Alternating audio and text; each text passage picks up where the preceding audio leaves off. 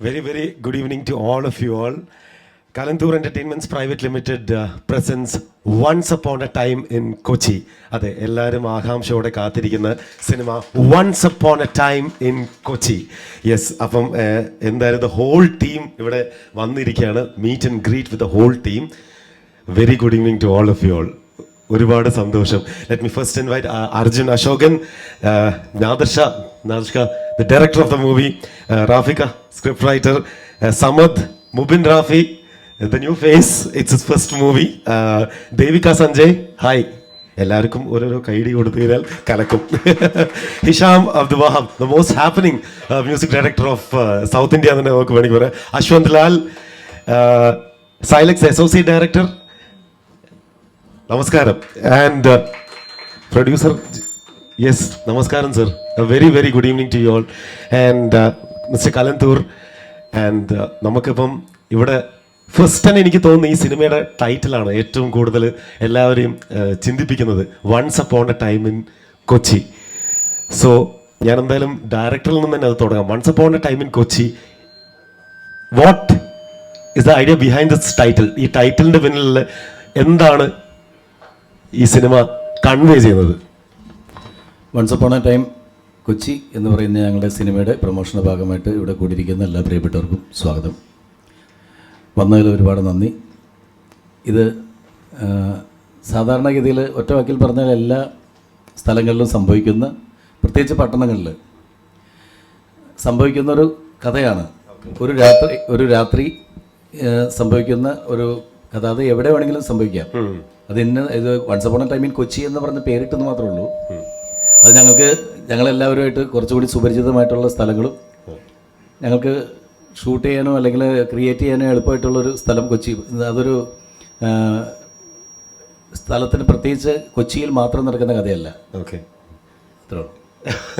By the way, എങ്ങനെയാണ് ഈ ഒരു കോൺസെപ്റ്റിലേക്ക് എങ്ങനെയാണ് എത്തിയത്? എനിക്ക് റാഫിക്കിനോടും കൂടി ചോദിക്കാം. ഈ ഒരു സബ്ജക്റ്റിലേക്ക് എങ്ങനെയാണ് എത്തുന്നത്? നിങ്ങൾ രണ്ടുപേരും എങ്ങനെയാണ് ഈ സിനിമയിൽ ഒരുമിക്കുന്നത്? വേണ്ടത് ഞങ്ങൾ സാധാരണ ഒരുമിച്ച് കഴിഞ്ഞാൽ പൊതുവെ ഒരു ഫുൾ കോമഡി പടം അങ്ങനെയാണ് ആദ്യമേ പ്ലാൻ ചെയ്തത്. പക്ഷേ ഈ സിനിമ ഇത് ഹ്യൂമർ തന്നെയാണ്. ഓക്കെ, പക്ഷേ ഇതൊരു ത്രില്ലറാണ്, ഒരു കോമഡി. അപ്പോൾ ഇത് സത്യത്തിൽ ഇത് നാദർഷ ഞങ്ങൾ രണ്ടും ഒരുമിച്ചിട്ട് അങ്ങനെ ഒരു സിനിമ എന്ന് പറഞ്ഞാൽ ആലോചിച്ചതല്ല. ഇപ്പോൾ ഈ സൈലക്സ് അബ്രഹാം ഞങ്ങളിലേക്ക് കൂടെ വർക്ക് ചെയ്യുന്ന, എൻ്റെ കൂടെ നാദർഷയുടെ കൂടെയൊക്കെ വർക്ക് ചെയ്തിട്ടുള്ള ചീഫ് അസോസിയേറ്റ് ഡയറക്ടറാണ്. അദ്ദേഹത്തിന് സംവിധാനം ചെയ്യാൻ വേണ്ടിയിട്ട് എൻ്റെ അടുത്തൊരു സ്ക്രിപ്റ്റ് ചോദിച്ചപ്പോൾ ഞാനത് കൊടുക്കാമെന്ന് പറഞ്ഞു. അദ്ദേഹം ആണ് മുബിനെ ഹീറോ ആക്കിയിട്ടാണ് ആ സിനിമ ചെയ്യാൻ പോകുന്നതെന്ന്. കാരണം മുബിനും അസോസിയേറ്റ് ഡയറക്ടറാണ്, ഒരു 6 വർഷമായിട്ട് അസോസിയേറ്റ് ഡയറക്ടറായിട്ട് വർക്ക് ചെയ്യുന്നത്. അവരൊരുമിച്ച് വർക്ക് ചെയ്ത് അങ്ങനെ ഇവനെ വെച്ച് ഹീറോ ആക്കിയിട്ട് സിനിമ ചെയ്യാൻ തീരുമാനിച്ചു. അത് ശരിയെന്ന് പറഞ്ഞു. അതിനുശേഷം സൈലക്സും നാദർഷയായിട്ട് പോയി. സൈലക്സ് എൻ്റെ ഒരു പ്രോജക്റ്റ് ഡിസൈനറായി. അങ്ങനെയാണ് ഇങ്ങനെ ഒരു പ്രോജക്റ്റ് അദ്ദേഹമാണ് ഡിസൈൻ ചെയ്തത്.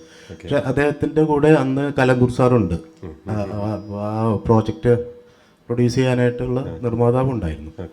അത് കഴിഞ്ഞിട്ടുള്ള അപ്പോൾ അദ്ദേഹത്തിനാണ് നമുക്ക് ഏറ്റവും കൂടുതൽ നന്ദി പറയാനുള്ളത്. കാര്യം എന്താണെന്ന് വെച്ചാൽ ഒരു പുതിയ സ്റ്റാറിനെ വെച്ചിട്ട്, ഒരു പുതുമുഖത്തെ വെച്ചിട്ട് ഒരു സിനിമ ചെയ്യാനായിട്ട് അദ്ദേഹം തയ്യാറായി എന്ന് പറയുന്നതാണ്.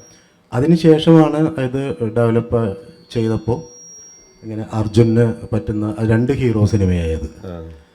അപ്പോൾ അർജുനോട് ചോദിച്ചു, എനിക്ക് വലിയ ഉറപ്പില്ലായിരുന്നു അർജുൻ ഇത് ചെയ്യും, ഇത്രയും വലിയ തിരക്കിനിടയിലാണ്. പക്ഷേ ഒരു ദിവസം ഞാൻ കഥയെ പറഞ്ഞു. അർജുൻ പറഞ്ഞു എനിക്കിഷ്ടമായി. പിന്നെ അത് കഴിഞ്ഞിട്ട് നായികക്ക് വേണ്ടിയിട്ടുള്ള നെട്ടോട്ട് പോയി. അപ്പോൾ എൻ്റെ വൈഫാണ് പറഞ്ഞു, ഞാൻ പ്രകാശനിലെ കുട്ടിയുണ്ടല്ലോ. അപ്പോൾ ഞാൻ പറഞ്ഞു അതൊരു ചെറിയ കൊച്ചല്ലേ. പറഞ്ഞു ഇല്ലേക്ക് ഇപ്പോൾ ഇത്രയും വർഷമായില്ലേ. അപ്പോൾ അങ്ങനെയാണ് ഞങ്ങൾ ദേവികയെ വിളിച്ചത്. അപ്പോൾ ദേവികയാണെങ്കിൽ പൊതുവേ ഒരേ സമയത്ത് 3 ഡിഗ്രിക്ക് പഠിച്ചുകൊണ്ടിരിക്കുക ബാംഗ്ലൂരിൽ. ഒട്ടും സമയമില്ല, അതുകൊണ്ട് അവർ സിനിമ എടുക്കുന്നുണ്ടായിരുന്നില്ല. പക്ഷേ ദേവിക എന്തോ കഥയൊക്കെ ഇട്ട് കഴിഞ്ഞപ്പോൾ അത് അതിൻ്റെ ഇടയിൽ വന്ന് ചെയ്യാം, ലീവ് എടുത്തിട്ട് വന്ന് ചെയ്യാമെന്ന് പറഞ്ഞു. അങ്ങനെയാണ് ഇങ്ങനെ ഒരു സിനിമയിലേക്ക് എത്തിയത്.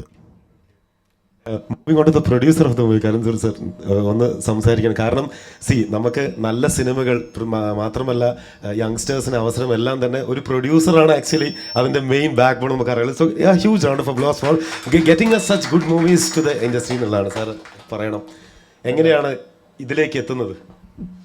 ഫിലിം പ്രൊഡ്യൂസ് ചെയ്യാൻ തോന്നി. അപ്പോഴേ എൻ്റെ ഫ്രണ്ടിൻ്റെ അടുത്ത് സംസാരിച്ചായിരുന്നു. അപ്പോൾ എൻ്റെ ഫ്രണ്ട് സൈലക്സിനെ ഇൻട്രൊഡ്യൂസ് ചെയ്തു. Is a friend of my friend. Actually is not direct friend of friend. അപ്പോൾ സൈലക്സിനെ ഇൻട്രൊഡ്യൂസ് ചെയ്തു. അപ്പോൾ സൈലക്സ് എല്ലാവരും കൂടി ഒരു വണ്ടിയിൽ കയറ്റിയിട്ട് റാഫിയുടെ വീട്ടിൽ കൊണ്ടുപോയി. അവിടത്തേക്ക് ഇതൊക്കെയാണ് നമുക്ക് കേൾക്കേണ്ടത്. അവിടത്തേക്ക് ആദർശം കൂടി വന്നു. അപ്പോൾ ഒരു വണ്ടിയിൽ ട്രാവൽ ചെയ്ത് അപ്പോൾ ഈ മുബീനുണ്ടായിരുന്നു. കഥ പറഞ്ഞു. ഞാൻ പറഞ്ഞ കഥ എനിക്ക് കേൾക്കണ്ട, ഐ എം നോട്ട് ഇൻട്രസ്റ്റഡ്. റാഫിയും ആദർശം ഉണ്ടെങ്കിൽ I'm not the person to listen this one. കാരണം their success rate is almost more than 90. അതുകൊണ്ട് I bet for that one. We agreed and let us see how it is going.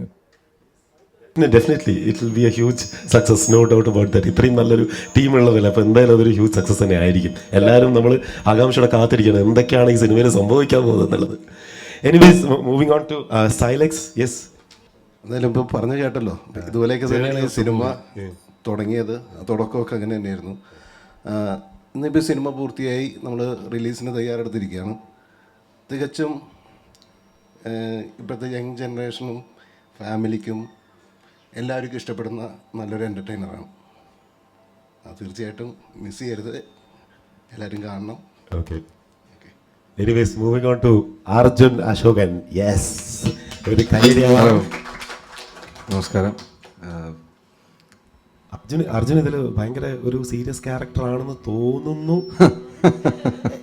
പക്ഷേ ആണോ അല്ലേ, എന്താണ് സംഭവം? അതറിയാൻ പടം കണ്ട അല്ല, ഈ സ്വതവേ ഈ പോലീസ് വേഷം നമ്മൾ ഒരുപാട് ആക്ടേഴ്സ് പറഞ്ഞിട്ടുണ്ട്, നമ്മൾ ഈ പോലീസ് വേഷം ധരിച്ചാൽ തന്നെ നമുക്ക് എവിടേക്കോ ഒരു കോൺഫിഡൻസ് ആണ്, എവിടേക്കോ ഒരു ഗൗരവം വരും. അപ്പം എവിടേക്കല്ല, മനസ്സിൽ തന്നെ കോൺഫിഡൻസും ഗൗരവമൊക്കെ. അപ്പം എങ്ങനെയാണ്? ഫസ്റ്റ് ഓഫ് ഓൾ നാദർഷിക്കയുടെ പടത്തിൽ അഭിനയിക്കാൻ പറ്റി. എൻ്റെ രണ്ടാമത്തെ പടത്തിൽ ഞങ്ങൾ ഒരുമിച്ച് അഭിനയിച്ച ആൾക്കാരാണ്.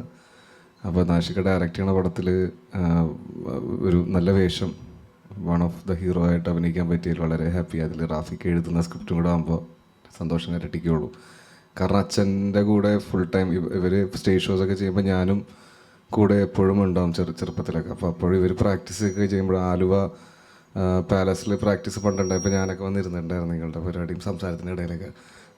അപ്പം തൊട്ട് കണ്ടു വളർന്ന ആൾക്കാരുടെ കൂടെ ഒരു നടനായതിനു ശേഷം അവരുടെ പടത്തിൽ മേജർ ഒരു ക്യാരക്ടർ ചെയ്യാന്ന് പറയുമ്പോൾ വളരെയധികം ഭാഗ്യമായിട്ടാണ് ഞാൻ കരുതുന്നത്. അപ്പോൾ അതിൽ നല്ലൊരു ക്യാരക്ടർ തന്നെ എനിക്ക് കിട്ടി. അപ്പോൾ അത് മാക്സിമം നന്നായിട്ട് ചെയ്യാൻ ശ്രമിച്ചിട്ടുണ്ട്. ബാക്കി എല്ലാവരും തിയേറ്ററിൽ പോയി കണ്ടിട്ട് പറയാം എങ്ങനെയുണ്ടെന്നുള്ളത്. ഇതിൽ ട്രേഡ് മാർക്ക് വല്ല എക്സ്പ്രഷനും ഉണ്ടോ ഈ സിനിമയിൽ? പ്രതീക്ഷിക്കാൻ പറ്റുമോ? ഇല്ല, ഇടക്കിടക്ക് ഈ ട്രേഡ് മാർക്ക് കിട്ടാൻ എല്ലാവർക്കും രസമായിരിക്കും ക്യാരക്ടർ. പ്രതീക്ഷിക്കാത്ത ടൈപ്പ് ഓഫ് ഒരു പോലീസായിരിക്കും. Okay, definitely. Thank you so much. And moving on to മുബിൻ്റെ ഫസ്റ്റ് മൂവിയാണ്. സോ എങ്ങനെയുണ്ടായിരുന്നു? അതും ഇത്രയും ഒരു വലിയ ടീമിൻ്റെ കൂടെ ആക്ച്വലി ഒരു ഡെബ്യൂ ചെയ്യാന്ന് പറഞ്ഞാൽ തന്നെ അതിന് ഒരു വലിയൊരു ഭാഗ്യം തന്നെ വേണം. അപ്പം എങ്ങനെയുണ്ടായിരുന്നു ആ ഒരു experience of shooting and everything? ഭയങ്കര ഹാപ്പിയായിരുന്നു. എന്തെങ്കിലും ഗൈഡ് ചെയ്യാൻ എപ്പോഴും കുറേ ഇതേപോലെ എക്സ്പീരിയൻസ്ഡ് ആയിട്ടുള്ള ഒരുപാട് പേരുണ്ടായി. ഇപ്പം നാദർഷിക്ക പറയുന്ന ഡയറക്റ്റ് ചെയ്യുമ്പോൾ നമുക്ക് എന്തെങ്കിലും കൺഫ്യൂഷൻസ് വന്നാൽ അത് ഭയങ്കര ഈസി ആയിട്ട് അത് കമ്മ്യൂണിക്കേറ്റ് ചെയ്യും, നമുക്കൊരു ക്ലാരിറ്റി കിട്ടും. പിന്നെ അത് കൂടാണ്ട് ഇപ്പോൾ അർജുനാണെങ്കിലും എന്തെങ്കിലുമൊക്കെ ഒരു ഡൗട്ട് വന്നാൽ ഇമ്മീഡിയറ്റ് ഒരു ടിപ്പ് വരും, അത് ഭയങ്കര ഹെൽപ്പായിരുന്നു. അങ്ങനെ ഭയങ്കര എവിടെയെങ്കിലുമൊക്കെ ചെറിയ കൺഫ്യൂഷൻസ് വന്നാലും അത് ഗൈഡ് ചെയ്യാൻ ഒരു നല്ല ടീം കൂടെ ഉണ്ടായിരുന്നു. പിന്നെ നേരത്തെ ഇങ്ങനെ AD ആയിട്ട് വാപ്സിൻ്റെ കൂടെയൊക്കെ വർക്ക് ചെയ്തുകൊണ്ട് സ്ക്രിപ്റ്റിംഗ് പ്രോസസ്സിലും ഇതിലൊക്കെ എൻ്റെ അടുത്ത് ഇങ്ങനെ കുറച്ച് സജഷൻസും അല്ലെങ്കിൽ ഇങ്ങനെ ആയിരിക്കും ഇതിൻ്റെ റൂട്ട് എന്നൊക്കെ പറഞ്ഞു തരും. അപ്പോൾ അതൊക്കെ കുറച്ച് ഹെൽപ്ഫുള്ളായിരുന്നു ഒന്ന് ചെയ്യാൻ. അതൊക്കെ ഇനി സിനിമ കാണുമ്പോഴേ മനസ്സിലാവുക നന്നായിട്ടുണ്ടോ ഇല്ലയെന്ന്. Definitely all the very best to you. Thank you so much. Moving on to Devika. പടത്തും സിനിമയും എല്ലാം കൂടി ഫൈനലി എങ്ങനെയുണ്ടായിരുന്നു? പറഞ്ഞ പോലെ തന്നെ അത്രയും കംഫർട്ടബിൾ ആയി അറ്റ് ഹോം ആയിരുന്നു സെറ്റിൽ. ആ ഒരു ഭാഗ്യം എനിക്കിപ്പം വർക്ക് ചെയ്ത, ഞാനിപ്പോൾ ഇത് 3ാമത്തെ മൂവിയാണ് വർക്ക് ചെയ്യണത്. 2ഉം സത്യൻ സാറിൻ്റെയാണ് മുന്നേ വർക്ക് ചെയ്തത്. അപ്പം ഞാൻ അത്രയും കംഫർട്ടബിൾ ആയിരുന്നു സെറ്റിൽ എന്ന് പറയുമ്പോൾ. കാരണം സത്യൻ സാറിൻ്റെ സെറ്റ് അറിയാമല്ലോ, ഭയങ്കര ഒരു വീട്ടിലെ പോലത്തെ അറ്റ്മോസ്ഫിയർ ആണ് എല്ലാവരും. അപ്പോൾ പെട്ടെന്ന് എനിക്ക് ചേഞ്ച് ചെയ്യുമ്പോൾ എങ്ങനെയാണെന്നൊന്നും അറിഞ്ഞൂടായിരുന്നു. പക്ഷെ അതേപോലെ തന്നെ കറക്റ്റ് സെയിം വൈബായിരുന്നു ഇവിടെയും. എല്ലാവരും എനിക്ക് അത്രയും ഞാൻ ഗ്രേറ്റ്ഫുൾ ആണ് റാഫി സാറുടെയും നാദർഷ സാറുടെയും ഒക്കെ കൂടെ വർക്ക് ചെയ്യാൻ പറ്റിയതിൽ.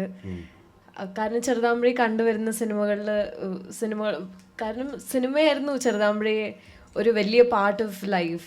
അപ്പോൾ നമ്മൾ കണ്ട് ശീലിച്ച ആൾക്കാരുടെ കൂടെ വർക്ക് ചെയ്യാൻ പറ്റാന്ന് പറയാൻ, ഞാനിപ്പോഴും ഫുള്ളായിട്ട് എനിക്കൊന്നും പ്രോസസ്സ് ചെയ്യാൻ പറ്റിയിട്ടില്ല ഇപ്പോഴും. പക്ഷെ ഞാൻ ആ ഫ്ലോട്ടിങ് സ്റ്റേറ്റിലാണ് ഇപ്പോഴും. അത്രയും സന്തോഷമുണ്ട് വർക്ക് ചെയ്യാൻ പറ്റിയതിൽ. എല്ലാവരും അത്രയും കംഫർട്ടബിൾ ആക്കി, അത്രയും ഈസിയായി വർക്ക് ചെയ്യാൻ പറ്റിയൊരു സെറ്റായിരുന്നു. പിന്നെ അത്രയും ഫണ്ണും ആയിരുന്നു. ഞങ്ങളുടെ ഒരുപാട് ലേറ്റ് നൈറ്റ്സ് ഒക്കെ ഉണ്ടായി, ഞങ്ങൾക്ക് ഷൂട്ടുണ്ടായി. അപ്പോൾ ഉറക്കമൊന്നും ഉണ്ടായിരുന്നില്ല, പക്ഷെ നല്ല രസമായിരുന്നു. സ്വതവേ ഇങ്ങനെ നാദർഷയുടെ സെറ്റിൽ കൂടെ വർക്ക് ചെയ്യുന്നത് പുള്ളി എങ്ങനെ സ്ട്രിക്റ്റ് ആണോ? അല്ല, എങ്ങനെയാണ്? ഏയ് സർ അല്ല ഭയങ്കര കൂളാ, ഭയങ്കര കംഫർട്ടബിൾ ആണ് വർക്ക് ചെയ്യുമ്പോൾ. സർ ഭയങ്കര ചില്ലാണ്. Okay, thank you so much.